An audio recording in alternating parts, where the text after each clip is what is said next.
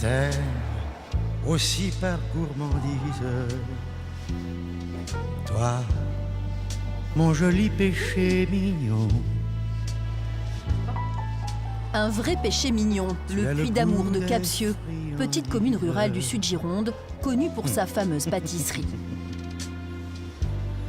Une pâte à choux de 7 cm de diamètre, garnie d'une crème Chibouste légère et sucrée, caramélisée.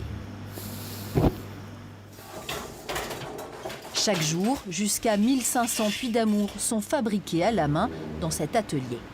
Dans le Puy d'Amour, déjà, ça porte bien son nom, donc il y a déjà beaucoup d'amour. Il y a un côté plaisir, il y a un côté explosion en bouche. Il y a des œufs, du sucre et de la farine, voilà, et du lait. Et c'est tout. Voilà, et c'est tout. Voilà. Donc c'est quoi? C'est un tour de main qui fait que ça reste léger? C'est un tour de main, c'est un tour magique. La recette est inchangée depuis 1952, date de la création de la boulangerie-pâtisserie. Bonjour. Salut Jacques. Alors, tu vas me donner 5 puits. 5 puits. Bon. Oui. Jacques n'est pas un client comme les autres, c'est le fils de Monsieur Seguin, le pâtissier qui a amené les Puy d'Amour à Capsieux après la Seconde Guerre mondiale. Comment ça a commencé les Puy d'Amour pour vous? À quel âge? Lorsque je suis né. Je suis né à l'étage.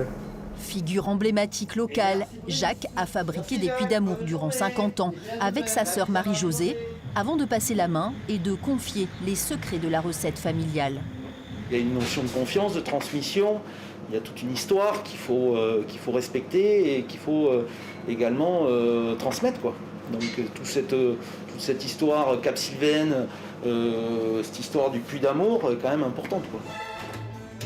Mais l'histoire de ce petit dessert irrésistible a commencé il y a bien plus longtemps. Le Puy d'Amour, le bien nommé, a été créé au XVIIIe siècle pour le roi Louis XV et ses courtisanes. L'histoire de ce Puy d'Amour, c'est Vincent de la Chapelle, à la fin du XVIIIe siècle, qui était un fameux et célèbre chef cuisinier et qui avait créé ce dessert pour Madame de Pompadour, qui était la courtisane de Louis XV. Et donc ça avait créé un peu le scandale à l'époque par rapport à sa connotation sexuelle auprès de l'Église. Et Louis XV, qui était un fameux gourmet et également qui aimait énormément les femmes, a été pendant très très longtemps son dessert préféré. Alors à l'époque, il était rempli de confitures et à partir du 19e siècle, ils l'ont rempli de crème pâtissière. Et ils ont commencé à le caraméliser. Voilà où démarre l'histoire du Puy d'Amour. Ainsi, en toute modestie, Capsieux perpétue une tradition gastronomique française. Et dans la région, la commune est réputée pour 2 spécialités. Le bœuf gras de Bazas et sa gourmandise, toujours au menu des fêtes locales. Pavé de bœuf de Bazas, fromage et dans les desserts, Puy d'Amour. Ça reste le gâteau incontournable. Si on va quelque part, déjà, nous, on dit passer à Capsieux, chercher des Puy d'Amour. C'est même bien meilleur le Puy d'Amour que le cannelé bordelais. Bonjour Pierrette. Bonjour madame. Regardez ce que je vous amène. Ce sont des Puy d'Amour. C'est votre dessert préféré, il paraît. Ben oui.